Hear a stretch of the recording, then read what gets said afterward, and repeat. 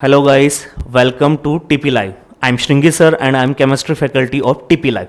Today in this session we will discuss about very interesting topic of organic chemistry. ठीक है, आज हम लोग जो डिस्कस करने वाले हो बहुत ही इंटरेस्टिंग टॉपिक है और यहाँ से रिलेटेड आपको 100% या आप एडवांस दो या मैथ्स दो या नीट दो 100% क्वेश्चन आता है और बड़ा कंफ्यूजिंग फैक्टर है जो कि मैं आज इस वीडियो लेक्चर पूरा एंड तक देखिएगा, मैं पूरा आपको क्लियर कर दूंगा. ठीक है, तो हम लोग स्टार्ट कर रहे हैं न्यूक्लियोफिलिसिटी. ठीक है, अब न्यूक्लियोफिलिसिटी क्या होता है इसको समझने से पहले हम लोग एक वर्ड समझेंगे, न्यूक्लियोफाइल. क्या वर्ड समझेंगे हम लोग? न्यूक्लियोफाइल. ठीक है, देखिएगा बेटा, न्यूक्लियोफाइल का क्या होता है? न्यूक्लियोफाइल आपका या तो आपका नेगेटिवली चार्ज स्पीशीज या lone pair containing species. Nucleophile क्या होता है? ऐसी स्पीशीज जिसके ऊपर नेगेटिव चार्ज हो या ऐसी स्पीशीज जिसके पास लोन पेयर हो. यहां मैंने एग्जांपल ले रखे हैं, OH minus ion, cyanide minus ion, NH3 lone pair है, H2O के पास लोन पेयर है. तो इसको हम लोग क्या बोलेंगे? इसको हम लोग बोलेंगे न्यूक्लियोफाइल. ठीक है, क्या बोलेंगे इसको हम लोग? न्यूक्लियोफाइल. अब न्यूक्लियोफाइल का हल्का सा कनेक्शन है, मतलब कॉमन फैक्टर. आप लोगों ने ना बेस पढ़े होंगे, है ना? बेस की एक थ्योरी है आपकी अरेनियस थ्योरी.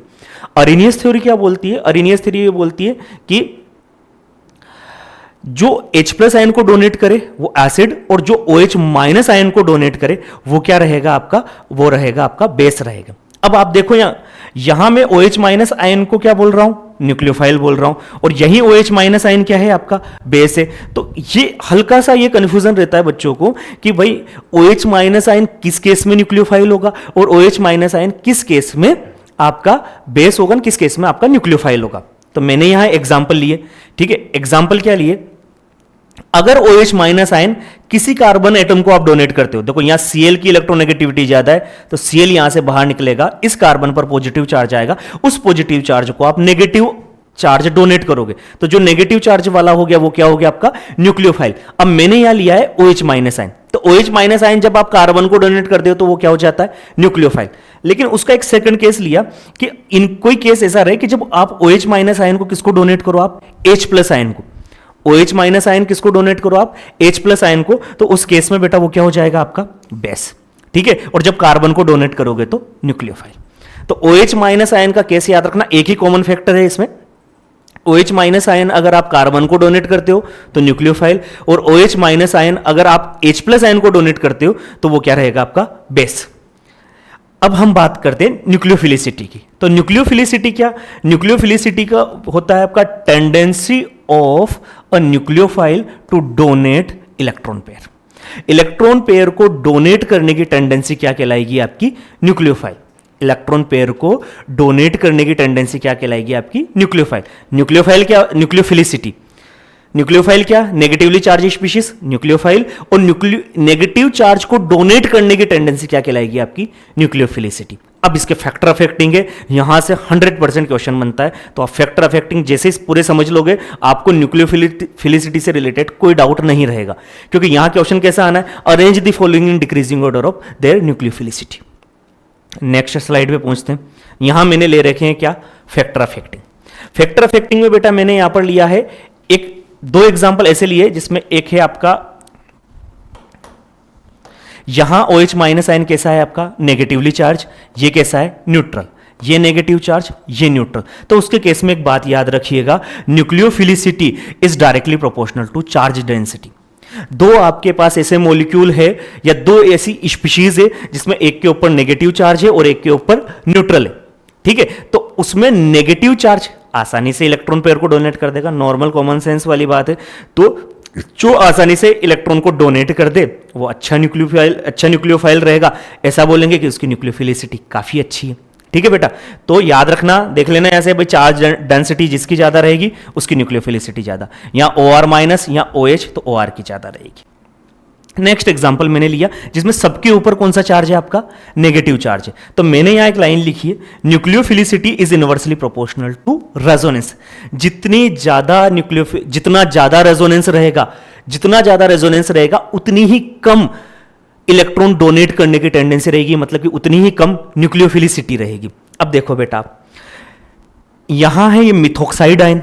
मिथॉक्साइड आयन में तो रेजोनेंस होने का सवाल ही नहीं उठता. जब मिथॉक्साइड में रेजोनेंस नहीं होगा तो 100% नेगेटिव चार्ज है वो आसानी से डोनेट कर देगा। बट मैंने एक लिया है आपका एल्कोक्साइड आयन, एक मैंने यहां पर क्या लिया है, एल्कोक्साइड आयन लिया है, और सॉरी यहां मैंने फिनोक्साइड आयन और यहां एसीटेट आयन। अब फिनोक्साइड आयन और एसीटेट आयन के केस में याद रखना, एसीटेट में है ना इक्विवेलेंट रेजोनेंस होता है। कैसा रेजोनेंस होता है? इक्विवेलेंट। इक्विवेलेंट रेजोनेंस होता है तो वहां चार्ज, नेगेटिव चार्ज की अवेबिलिटी कम होगी। फिनोक्साइड आयन और एसीटेट आयन में रेजोनेंस ज्यादा होता है, रेजोनेंस ज्यादा रहेगा, एक जैसा रेजोनेंस रहेगा, इक्विवेलेंट रेजोनेंस रहेगा, तो वहां चार्ज की अवेबिलिटी कम रहेगी, मतलब वो आसानी से नेगेटिव चार्ज डोनेट नहीं करेगा तो उसकी न्यूक्लियोफिलिसिटी सबसे कम हो जाएगी। तो सबसे ज्यादा मिथॉक्साइड आयन, फिर फिनोक्साइड आयन, फिर एसीटेट आयन। फिर नेक्स्ट केस मैंने लिया, नेक्स्ट केस मैंने ऐसा लिया जिसमें दोनों स्पीशीज ऐसी है, या मैंने तीनों स्पीशीज ऐसी ली जिसमें कि तीनों के ऊपर नेगेटिव चार्ज है। नेक्स्ट केस मैंने ऐसा लिया है जिसमें दोनों के पास लोन पेयर है। तो अब कौन आसानी से लोन पेयर डोनेट करे? तो मैंने एक केस लिया पेरोक्साइड का और एक केस लिया आपका वाटर का। अब पेरोक्साइड में क्या होता है बेटा, पेरोक्साइड में दोनों ऑक्सीजन एटम नियरली प्रेजेंट है और दोनों के पास ये ऐसे लोन पेयर है। वाटर के पास तो ये, वाटर में ऑक्सीजन के पास कुछ ऐसे लोन पेयर। तो पेरोक्साइड में जो दोनों लोन पेयर रहेंगे, इन दोनों लोन पेयर के बीच में क्या होगा बेटा? रिपल्शन होगा। दोनों के बीच में अगर पेरोक्साइड के दोनों लोन पेयर के बीच में रिपल्शन होगा तो वो आसानी से लोन पेयर को क्या कर देगा? डोनेट कर देगा, आसानी से डोनेट कर देगा। तो यहां पर न्यूक्लियोफिलिसिटी ज्यादा हो जाएगी। नेक्स्ट केस मैंने लिया है हाइड्रोजन का केस लिया है, और हाइड्रोजन का केस लिया और एक अमोनिया का केस लिया। तो हाइड्रोजन के केस में भी दोनों नाइट्रोजन एटम डायरेक्टली अटैच है, दोनों नाइट्रोजन एटम डायरेक्टली अटैच है। तो नाइट्रोजन के लोन पेयर के बीच में क्या होगा? रिपल्शन होगा, और रिपल्शन होगा तो ये आसानी से लोन पेयर डोनेट कर देगा। तो अमोनिया के कंपैरिजन में हाइड्रोजन जो है वो एक अच्छा न्यूक्लियोफाइल है, मतलब उसकी न्यूक्लियोफिलिसिटी ज्यादा है। तो यहां इन दोनों की न्यूक्लियोफिलिसिटी इन दोनों के कंपैरिजन में ज्यादा है। आई थिंक ये चीज समझ में आई गई होगी। वीडियो लेक्चर बेटा एंड तक देखिएगा, आपको न्यूक्लियोफिलिसिटी से रिलेटेड कोई डाउट नहीं बचेगा। नेक्स्ट केस ऐसा लिया है मैंने कि आपका ऑक्सीजन, इससे एक अल्काइल ग्रुप अटैच है। फिर नेक्स्ट में एक ऑक्सीजन एटम जिस कार्बन से अटैच है उससे दो अल्काइल ग्रुप अटैच है, और थर्ड केस में ऑक्सीजन एटम जिस कार्बन एटम से अटैच है उससे तीन अल्काइल ग्रुप अटैच है। नॉर्मल कॉमन से यहां थोड़ा सा बच्चों को मिसकंसेप्ट होता है। मिसकंसेप्ट कैसे होता है कि अल्काइल ग्रुप एक इलेक्ट्रॉन रिलीजिंग ग्रुप है, और जब अल्काइल ग्रुप एक इलेक्ट्रॉन रिलीजिंग ग्रुप है तो जब वो इलेक्ट्रॉनों को रिलीज करता होगा तो यहां पर इस ऑक्सीजन पे इलेक्ट्रॉन डेंसिटी, इस ऑक्सीजन पे इलेक्ट्रॉन डेंसिटी और इस पे इलेक्ट्रॉन डेंसिटी में सबसे ज्यादा ऑक्सीजन पे इलेक्ट्रॉन डेंसिटी होती होगी, क्योंकि तीन अल्काइल ग्रुप इससे अटैच है। तीन अल्काइल ग्रुप अगर इससे अटैच है तो इसकी इलेक्ट्रॉन डेंसिटी ज्यादा होती होगी, तो इसकी न्यूक्लियोफिलिसिटी भी ज्यादा होती होगी। ऐसा बच्चों को मिसकंसेप्ट है, बच्चों को क्या लगता है कि न्यूक्लियोफिलिसिटी का ऑर्डर ये है, बट ये गलत बात है। ये वाला ऑर्डर नहीं रहेगा। इसको कैसे याद रखिएगा आप, न्यूक्लियोफिलिसिटी जो है, अगर मैं यहां बात करूं,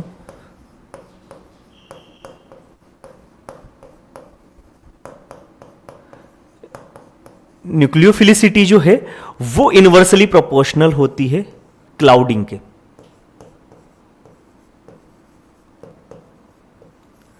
nucleophilicity is inversely proportional to clouding.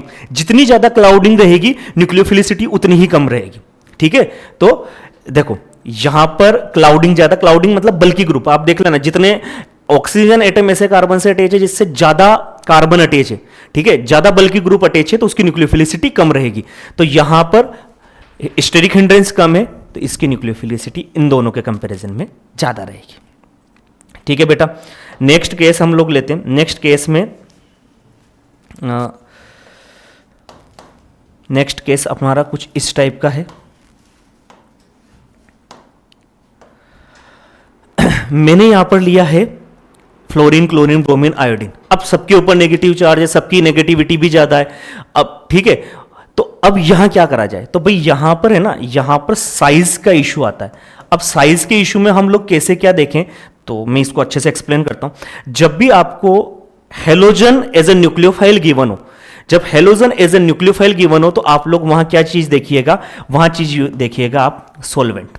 क्या देखना आप? सोलवेंट। सोलवेंट दो टाइप का हो सकता है, एक तो हो सकता है आपका पोलर प्रोटिक और एक पोलर अप्रोटिक। पोलर प्रोटिक में बात कर लें, जैसे मैंने H2O ले लिया, HCl ले लिया, तो ये पोलर भी है आपका और कैसा है? प्रोटिक। अगर मैं एसिड यहां बात करूं पोलर अप्रोटिक, तो पोलर अप्रोटिक में आप एसीटोन ले लो, एसीटोन में इसके ऊपर नेगेटिव चार्ज, कार्बन के ऊपर पॉजिटिव चार्ज, तो ये आपका पोलर भी है, पोलर मतलब पॉजिटिव नेगेटिव चार्ज हो, और अगर प्रोटॉन डोनेट कर दे तो पोलर प्रोटिक, प्रोटॉन डोनेट ना करे तो पोलर अप्रोटिक। अब बेटा यहां देखिएगा, अगर मैं इसके अकॉर्डिंग देखूं ना, पोलर प्रोटिक के अकॉर्डिंग देखूं, पोलर अप्रोटिक के अकॉर्डिंग, सॉरी पोलर प्रोटिक का एग्जांपल ले लेते हैं पहले। अगर पोलर प्रोटिक के अकॉर्डिंग देखूं, पोलर प्रोटिक के अकॉर्डिंग, तो पोलर प्रोटिक के अकॉर्डिंग क्या होता है, जितना स्मॉल एनायन होता है, जितना स्मॉल एनायन होता है, तो यहां पोलर प्रोटिक मैंने क्या ले लिया, H2O। जितना स्मॉल एनायन रहेगा ना, जितना स्मॉल एनायन रहेगा वो उतने ही, वो क्या करेगा, वो उतने ही वाटर मॉलिक्यूल से क्या होगा, आपका हाइड्रेट होगा। ठीक है, तो इसका हाइड्रेशन ज्यादा होगा भाई, इसका हाइड्रेशन अगर ज्यादा होगा, इसका हाइड्रेशन ज्यादा होगा तो इसका साइज बढ़ जाएगा, इसका अगर साइज बढ़ जाएगा तो इसका डोनेशन क्या हो जाएगा, कम हो जाएगा। जितना छोटा चार्ज एनायन होता है वो उतना ही ज्यादा हाइड्रेटेड होता है, उतना ही ज्यादा अगर हाइड्रेटेड रहेगा तो बल्कि बन जाएगा, तो अवेबिलिटी कम हो जाएगी। इसके बजाय अगर आयोडीन लेना तो आयोडीन क्या होता है, बड़ा होता है, आयोडीन बड़ा रहेगा ना, तो ये ज्यादा हाइड्रेट नहीं होएगा। ठीक है, जब ये ज्यादा हाइड्रेट नहीं होएगा तो यहां पर इसकी अवेबिलिटी ज्यादा होती है। तो हैलोजन के केस में पोलर प्रोटिक सॉल्वेंट अगर आपको देके रखा है तो ऑर्डर क्या आ जाएगा, आपका ऑर्डर हम लोगों को कुछ ये देखने को मिलेगा। ये बेटा है ना, याद ही रखना पड़ेगा। और एक बात याद रखना आपको, जब कभी भी सॉल्वेंट गिवन ना हो तो उस केस में सॉल्वेंट पोलर प्रोटिक ही मान के चलना, क्योंकि वाटर यूनिवर्सल सॉल्वेंट होता है। ठीक है, तो यहां के केस समझ में आ गया होगा, जितना छोटा एनायन उतनी ही कम अवेबिलिटी, तो उतनी ही कम न्यूक्लियोफिलिसिटी। नेक्स्ट आगे बढ़ता हूं मैं। अब देखो नेक्स्ट जो है, आप यहां देखो कि यहां पर इन दोनों के केस में देखो तो मिथाइल मिथाइल तो कॉमन है, मिथाइल मिथाइल तो आपका कॉमन है। या फिर एक केस हम लोग वो, यहां हम लोग पोलर अप्रोटिक का केस स्टडी कर लेते हैं।